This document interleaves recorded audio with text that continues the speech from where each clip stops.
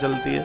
Shutter खोलो, दूरवा ले जाओ, 365 दिन दूरवा चढ़ती है। दूरवा में नीचे कलावा लगाओ, ग्राहक से बात में करो। स्नान करके दुकान में जितने भी व्यापारी वर्ग मुझे सुन पा रहे हैं, दुकानदार लोग सुन पा रहे हैं, आप स्नान करके मंगलवार और बुधवार और शनिवार तीनों दिनों में थोड़ा सा सिंदूर हल्का सा माथे पर लगा करके फिर जाइए।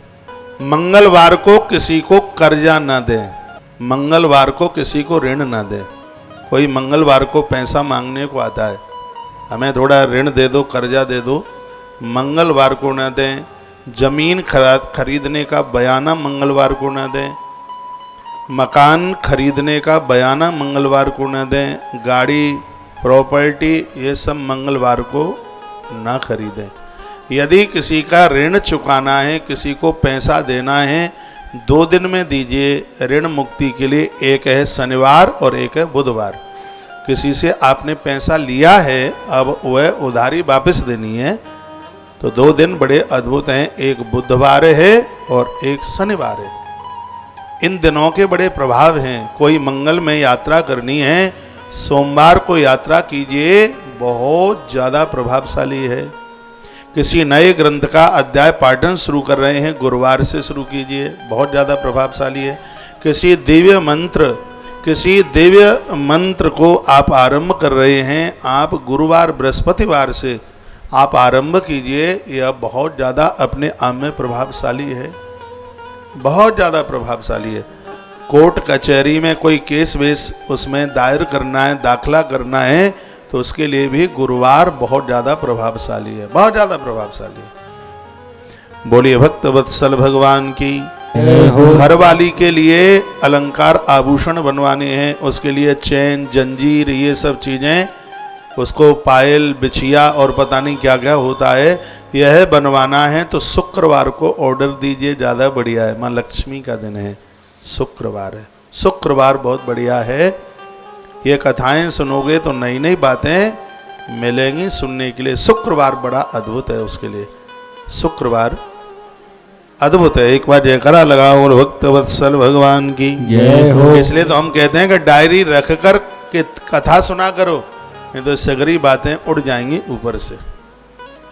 देवश्री नारद जी आए और आके गणेश जी को पूछने लगे, कहने लगे कि आपने जनक के ऊपर इतनी कृपा बरसा दी है, उसका तो खजाना खाली नहीं होता, लाखों लोग रोज भोजन करते हैं और उसके यहाँ से तो कभी कमी नहीं आती। कौंडन ने अपनी पत्नी को एक कथा सुना रहे। नारद जी ने कहा कि इस राजा का परीक्षण कीजिए, परीक्षा लीजिए। तो भगवान गणेश जी एक कुष्ठी का भेष बना करके गए, वहाँ पहुँच गए। वहाँ दरवाजे पर जाकर के खड़े हुए और दरवाजे पर जाकर के कहा कि अपने राजा को जाकर के बोल दो कि दरवाजे पर एक बूढ़ा व्यक्ति, कोई वृद्ध व्यक्ति भूखा खड़ा हुआ है और उसको वह भोजन दे दें। एक बार बोल दो, नृपद्वारम समागम्य द्वारपालान मुवाचया। द्वारपाल दौड़ते हुए राजा के पास गया और बोला कि ब्राह्मणम क्षुदितम वृद्धम इच्छा भोजन कांक्षिणम। इस ग्रंथ में एक बड़ी अद्भुत बात कही गई है। आप भोजन में पत्तल डालने के तत्पश्चात परोसने में ज्यादा देर न लगाएं। भूखा व्यक्ति बैठा हुआ है और वो प्रतीक्षा अन्न की करे, इसमें हमारे पुण्य क्षीण होंगे। इसलिए पहले पूरी व्यवस्था कीजिए, उसके बाद पत्तल डालिए तब बिठाइए, नहीं तो पत्तल पड़ी होती है, आधे आधे घंटे तक कोई आता ही नहीं है परोसने वाला। घर में वृद्ध लोग हैं, बुजुर्ग लोग हैं, भोजन के लिए प्रतीक्षा मत कराइए।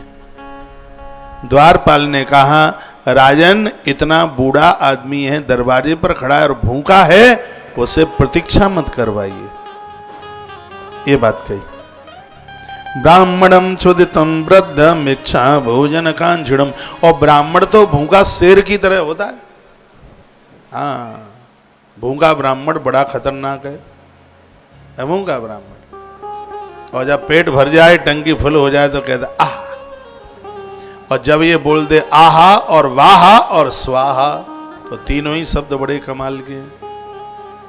आहा वाहा, ये सबकी बड़ाई जल्दी नहीं करता।